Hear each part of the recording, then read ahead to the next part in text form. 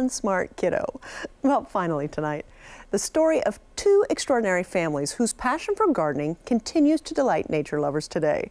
In tonight's One Tank Trip, Doug Stacker shows us how these families made their street in Charlotte's Myers Park neighborhood one of the most famous addresses in Southern garden history. This is a special historical garden in the heart of Myers Park. Our mantra out here is history and habitat. It teaches, it inspires, and it makes me pay better attention to nature. Winghaven Garden, started by Eddie and Elizabeth Clarkson in 1927. And it's a true love story of sorts. They built this home on a clay plot that did not please her one bit. And so over the course of their marriage, they bought pieces of property around this house and built what is now Winghaven Gardens and Bird Sanctuary.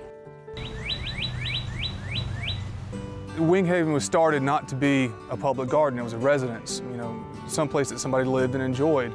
But now that it's a public garden, to figure out the historical records, you get to play detective every day. Some of the trees on here, we know when they were planted because Ms. Clarkson noted it in her journals, but finding things that may indicate they've been here for a long time is special because we know that some of those plants Ms. Clarkson may have put in the ground herself with her own hand.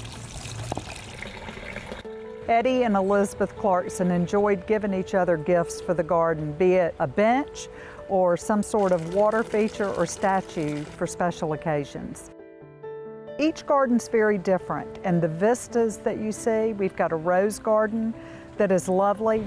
We have the original formal garden where we host lots of parties and gatherings, and then just the brick pathways and the quiet little places that you can get off and be by yourself. A lot of people say, this place is amazing, I didn't know it was here.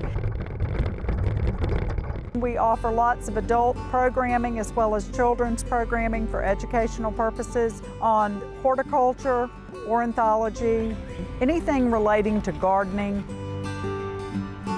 In 2008, Winghaven Foundation acquired the Elizabeth Lawrence Garden down the street. It's a very different garden and it was used for research and learning laboratory. Elizabeth Lawrence moved from Raleigh, North Carolina in 1948. She actually designed the house here and she designed the garden as well. And this property is about 1/3 of an acre. This garden for Miss Lawrence became the place where she tested plants of all different kinds, plants from all over the world. She just wanted to see what would grow well in this area of the country. And she literally wrote the book on it. When she lived here, she wrote the Charlotte Observer for 14 years. And everything that she learned about growing plants in her garden, she shared with her readers. The garden is always changing. Everything we do here is in Miss Lawrence's spirit. I think this garden's really important because it's a great historic resource for people both here in Charlotte but beyond as well.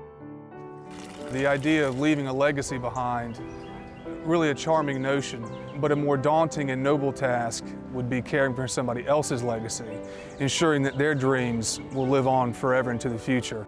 And it's something special that I get to do out here, is help somebody else's dream live forever. We have visitors from all over the world and a lot from all over the country. They're looking for something that's unique to Charlotte and unique to the South and the area. There's something going on at Winghaven all the time, so we hope that people will come take a visit, see the charm and what this place has to offer, and join in the fun.